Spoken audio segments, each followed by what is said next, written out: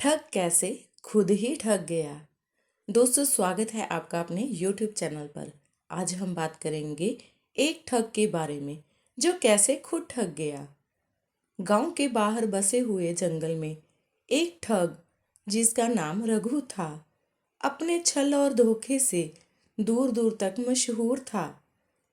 उसने जीवन भर लोगों को ठगने का ही काम किया, कभी नकली गहने बेचकर तो कभी झूठे वादे कर वह भोले भाले लोगों को अपने जाल में फंसा लेता। उसकी चालाकी इतनी शातिर थी कि लोग उसकी असलियत तब तक समझ नहीं पाते थे जब तक वह उनकी जेब खाली न कर चुका हो। दोस्तों, अब हम बात करेंगे ठग की नई चाल के बारे में। एक दिन रघु को खबर मिली कि गांव के पास एक साधु आया है जिसके पास बहुत सारा धन है। रघु की आंखें चमक उठी। उसने सोचा, इस साधु को ठगने से अच्छा मौका फिर कहाँ मिलेगा। उसने अपनी चाल चलने की योजना बनाई।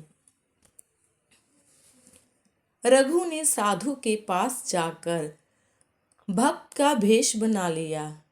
उसने साधु के चरणों में गिरकर कहा, महाराज, आपके दर्शन से मेरा जीवन धन्य हो गया। कृपया मुझे ज्ञान दें और मुझे अपनी सेवा का मौका दें। साधु ने रघु की बातें सुनकर मुस्कुराते हुए कहा, ठीक है पुत्र, यदि तुम सच्चे मन से सेवा करना चाहते हो तो मेरे साथ रहो। रघु ने सोचा कि यह काम आसान होगा और जल्द ही वह साधु का धन चुराकर भाग जाएगा। दोस्तों, आगे हम बात करेंगे साधु की रहस्यमयी मुठरी के बारे में। दरअसल साधु के पास एक मुठरी मीन्स थैली थी जिसे वह हर समय अपने पास रखता था। रघु को यकीन था कि मुठरी में ही धन और गहने भरे हुए हैं। अब उसका पूरा ध्यान मुठरी पर था। उसने कई बार चोरी करने की कोशिश की, लेकिन साधु हर बार मुठरी को ऐसे पकड़ लेता जैसे वह उसकी जान हो। साधु ने एक दिन कहा, रघु, मुझे इस मुठरी की बहुत चिंता रहती है। इसमें वह चीज है जो संसार की सबसे कीमती है, लेकिन इसे संभालना बहुत मुश्किल है। यह सुनने के बाद रघु की लालच और बढ़ गई।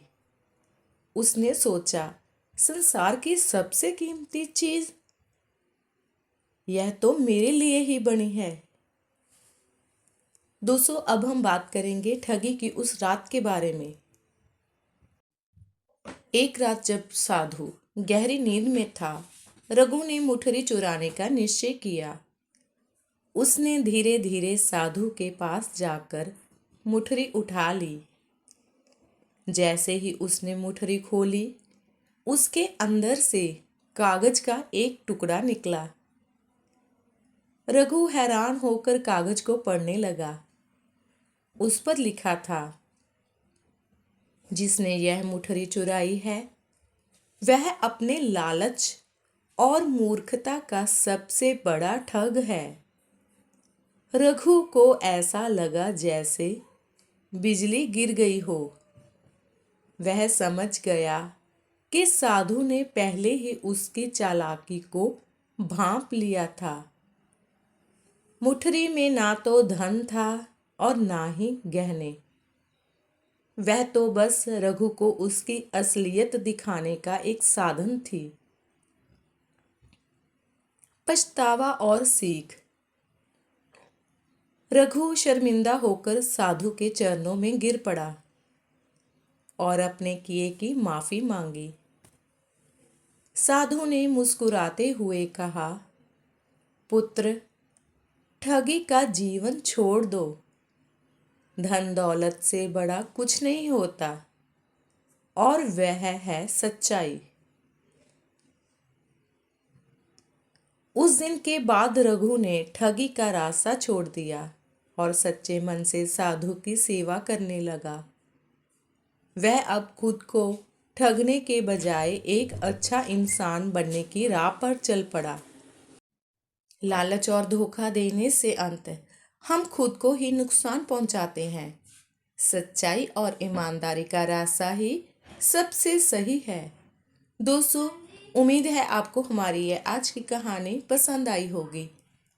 वीडियो को लाइक करें।